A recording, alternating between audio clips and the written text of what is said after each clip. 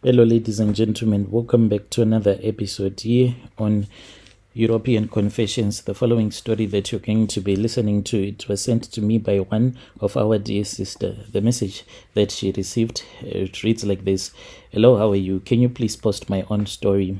I am a man, Brother Nashi, who had his own wife killed in an Ukuthwala ritual.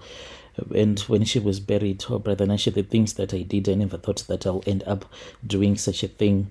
We had to collect soil, fresh soil from her grave that very night when my wife got buried. I had already some guys that were waiting by the graves, and after we had left the cemetery, then those guys went to work. They went and they collected a shovel full of soil from her grave, and then they kept the soil. Later on, that was when I got this soil and I use it for my rituals.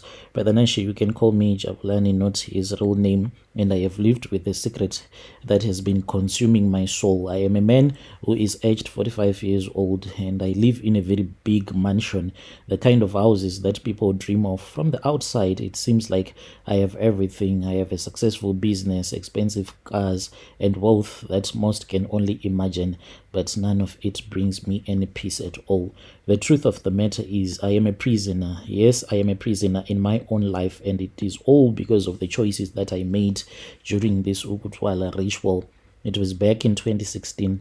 My business, when I was looking at my business, it was failing apart. And you know that once your business starts to fail, women, they have a way of giving you pressure.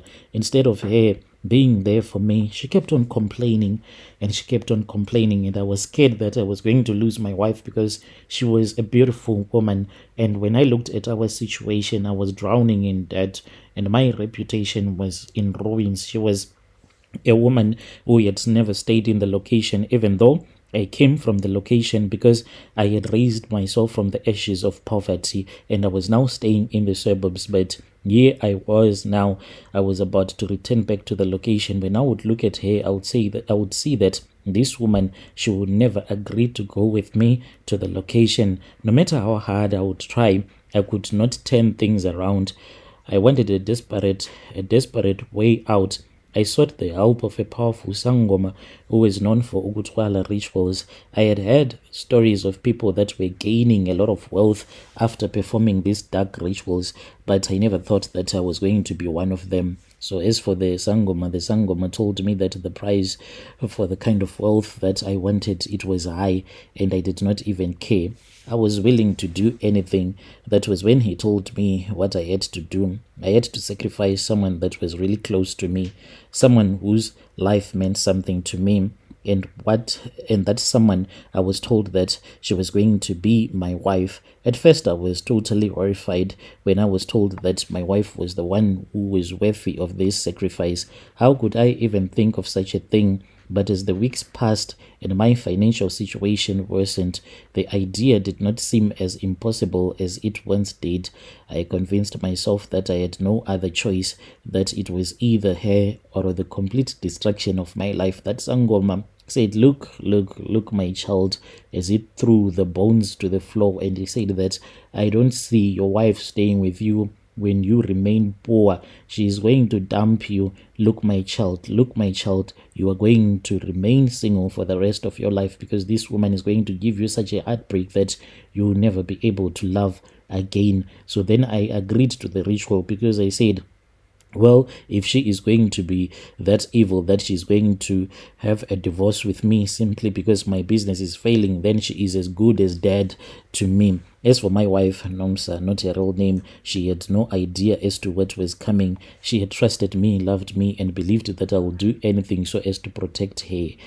On the other hand, I was plotting her death. The ritual required specific steps, and with the Sangoma's guidance, I followed them to the letter. Shortly after the ritual was completed, Nomsa became ill suddenly and inexplicably. No doctor could diagnose what was wrong with her, and within a few weeks she died.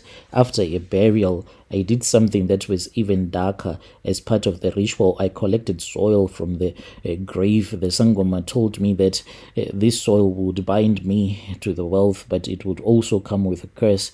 I would be rich beyond my wildest dreams, but I would never be able to enjoy it fully. That is what the traditional healer told me. So what I do is that those boys that went to the graveyard and took the soil, and then they gave it to me later on. So after they had given me the shovel that was full of the soil, I then took the soil and I placed it in a small bag. So this small bag, wherever I go to, it is always in my car. If I am using another car, then I take that small bag and I place it in another car that I'll be using for the day. It is always hidden in my car. It is always with me, no matter where I go, no matter what I do. The soul is always there. It is a constant reminder of the price that I paid for my wealth. And here is the worst part. Despite having a mansion, I am not even allowed to sleep inside that mansion. Inside that mansion, the Sangoma warned me that if I ever slept in my house, something terrible would happen to me. So every night I sleep in my car, parked in front of my mansion, as if I am a beggar. The very house that I sacrificed my wife to build has become more like a prison. I cannot even enter. So I have this other Mercedes, is an MPV. At least it has a lot of space. So I take my blanket, then I fold the seats, then I just sleep there. People in the neighborhood, they do not even understand why is it each and every night I would rather park one of my cars outside. But what they don't know is that once I close the windows of my car, I'll be busy sleeping. Usually, I wait until somewhere around 11 p.m. when I make sure that none of the people will be moving around. So I have two securities at my place, one who patrols inside the yard, then there is one who patrols outside, so that when I am fast asleep, these Nyaupe boys, they won't come and give me trouble. As for these security guys, they don't even understand why someone who owns such a grand house would choose to sleep in his car. They do not know the truth. They don't know that I am haunted by the spirit of my wife. I hear a voice in the middle of the night whispering my name, asking why I did this to her. But it only happens if I dare to enter the mansion and try to sleep in my bedroom at night. This I cannot tell anyone, because if I tell anyone, who would ever believe me? To the world, I look like a successful businessman who came into wealth through hard work straight from the location. But the truth is, my wealth is stained with blood, and every rent that I spend carries the weight of my wife's life. The Sangoma told me that the only way to maintain my wealth is to keep the soil close, to never be part with it. But with each and every passing day, I feel more trapped by this soil. I never thought about getting rid of the soil, of abandoning everything and starting over. I have thought about it now, but I know that the moment that I do, the curse will catch up with me, and I will lose everything, my wealth, my health, and maybe even my life. So it is like I am stuck in a loophole. I am stuck in this cycle, a never-ending cycle, in this nightmare, unable to move forward and too afraid to look back. This is my own confession. I just want to tell your listeners that no amount of money is worth the pain and the suffering that I am going through. Dear listeners, right there was a message that was sent to me by one of our admins who gave us this translation. Yo,